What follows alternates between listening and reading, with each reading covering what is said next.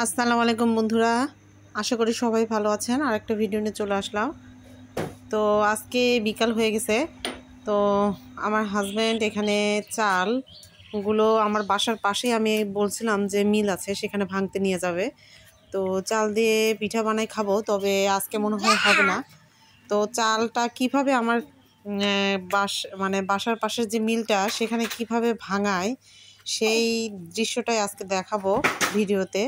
আমরা সাধারণত মিলে যাই, কিন্তু মিলের ভিতরে কিভাবে চালটা ভাঙায় আমরা মেয়েরা অনেকেই জানি না। তো ছেলেরা তো অনেকে জানেন।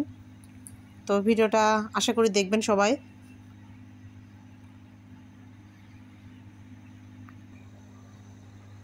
তো প্রায় অনেকটাই বিকেল হয়ে গেছে, আর এখানে আমি ফুলগুলা নিয়ে আসছিলাম বাজার থেকে, যেগুলো আমার হাজব্যান্ড নিয়ে আসছিল। সেই ফুলের গাছে ফুলগুলা অনেক সুন্দর লাগতেছে দেখতে।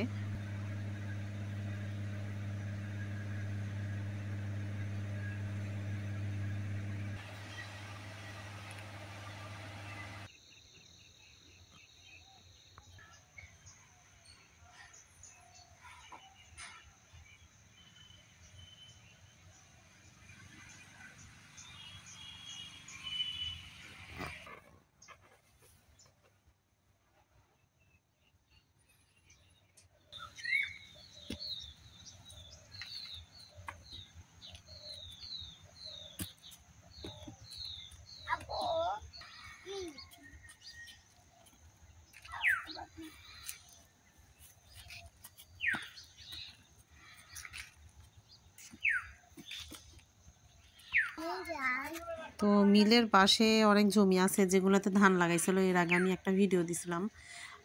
চাতাল আছে। তো পাশের জমিগুলা ধান উঠাই এখন সবাই আলু করাতে ব্যস্ত, আলুতে বিষ দেওয়াতে ব্যস্ত। আলুর গাছে বিষ না দিলে ভালো মতো গাছগুলো বাড়বে না। তো গ্রামের মানুষ আসলে অনেক পরিশ্রম করে, অনেক পরিশ্রম করেই তারা ফসল ফলায় নিয়মিত। আলু গাছে আবার পানি না দিলে আবার আলু গাছগুলো ভালো মতো হবে না। তো মিলের একদম সামনাসামনি হচ্ছে চাতালটা, যে চাতালে সবাই এখন ধান শুকাতে ব্যস্ত।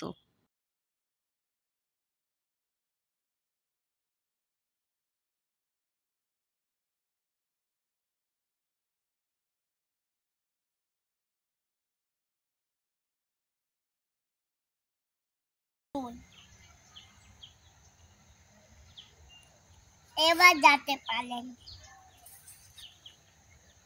নাও যাও, আর উঁচু করো আবু, আর উঁচু করো, বা আমাকেও ছবি তোল।